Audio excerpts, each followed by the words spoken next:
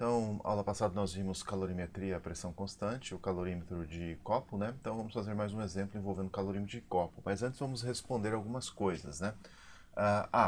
Qual é o calor específico da água? Bom, isso é conhecimento básico, né? Qualquer pessoa que vocês abordarem na rua sabe que o calor específico da água é 4,18 Joule por Kelvin ou por grau Celsius, né?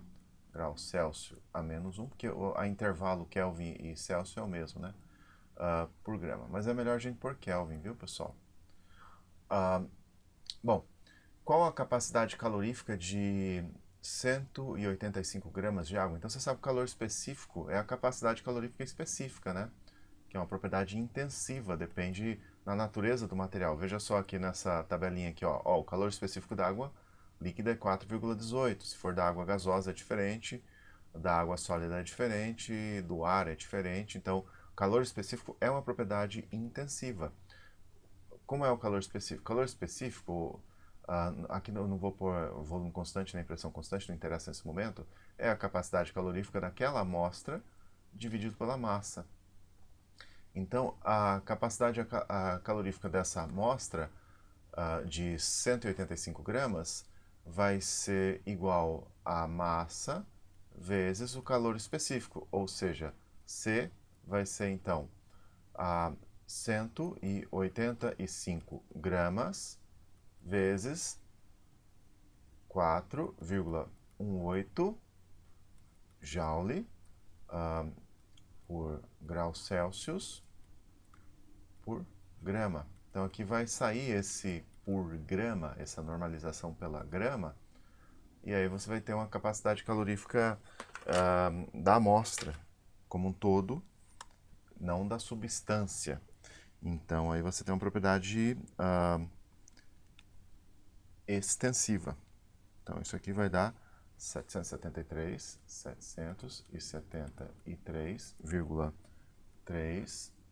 Joule por Kelvin ou por grau Celsius. Mas é melhor colocar Kelvin, né? B não, agora é C. Quantos quilojoules são necessários para aumentar a temperatura de 1.000 kg de água de 24 para essa temperatura aqui?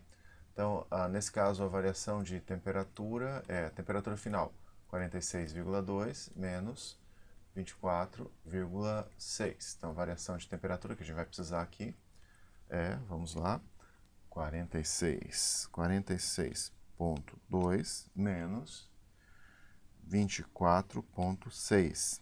Então, isso aqui dá 21,6. 21,6 Kelvin. Bom, o calor aqui vai ser, então, a massa, capacidade calorífica, ΔT. Qual é a massa? A massa é 1.000 kg, ou seja, 10.000 gramas.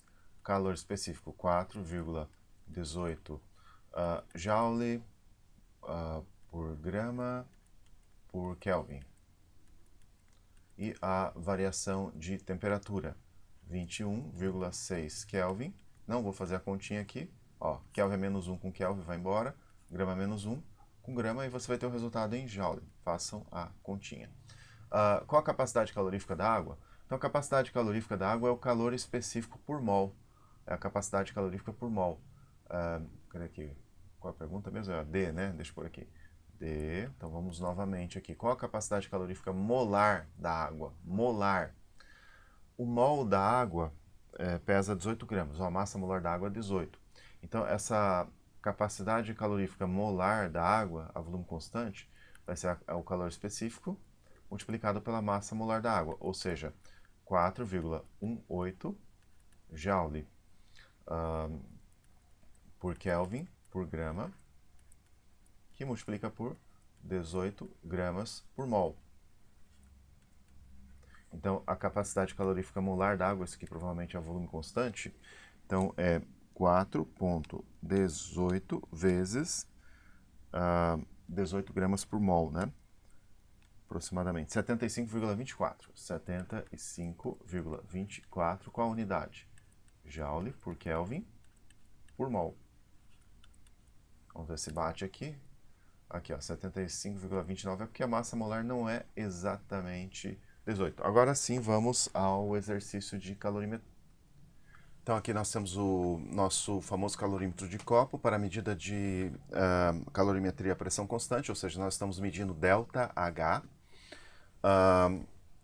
Lembrando que a reação acontece em solução, mas você meio que conceitualmente separa a solução dos reagentes em si. Imagina assim, que a reação acontecendo, sendo a reação exotérmica, a reação está perdendo calor. Quem ganha esse calor?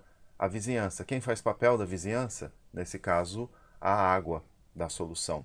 Então, o poliestireno aqui, o isopor, e tem uma tampinha aqui também de isopor, faz o papel de paredes adiabáticas. Então é como se fosse um sistema isolado aí, né?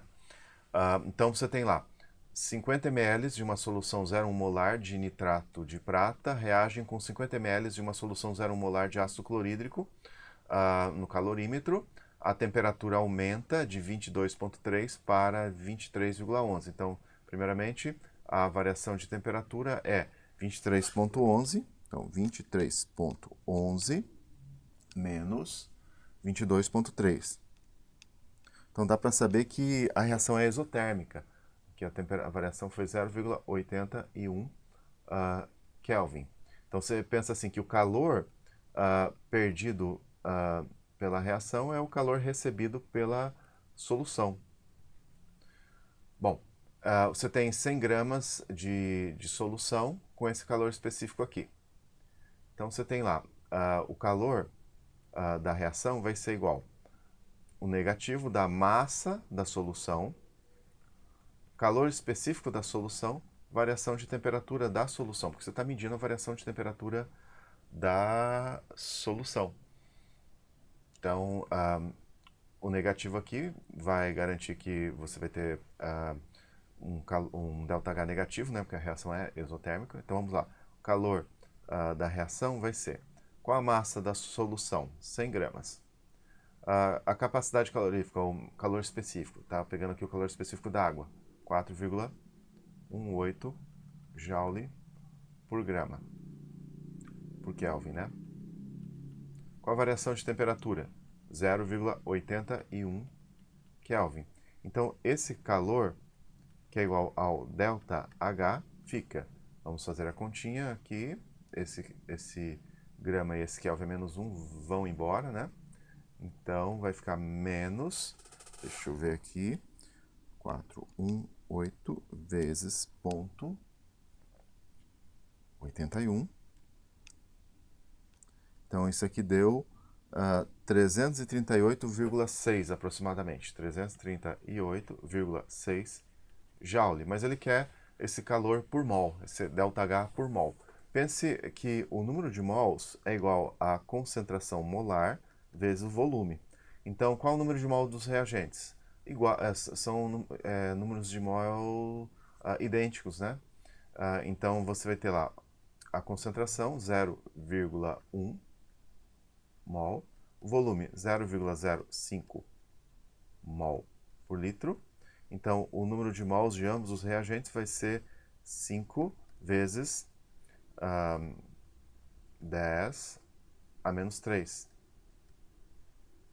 Então, você vai dividir esse ΔH por esse número de mols. Então, o ΔH aqui fica menos 338,6 joule, dividido por 5 vezes 10 a menos 3 mol. Então, aqui você vai ter o resultado em kJ por mol. Então, deixa eu pensar aqui, dividido por 0,005. Pelas minhas contas aqui, deu... cadê aqui? Deixa eu refazer aqui a continha. Então, pelas minhas contas aqui, deu 67,72 kJ. Bom, próxima aula voltamos com mais calorimetria, possivelmente calorimetria a volume constante. Até lá.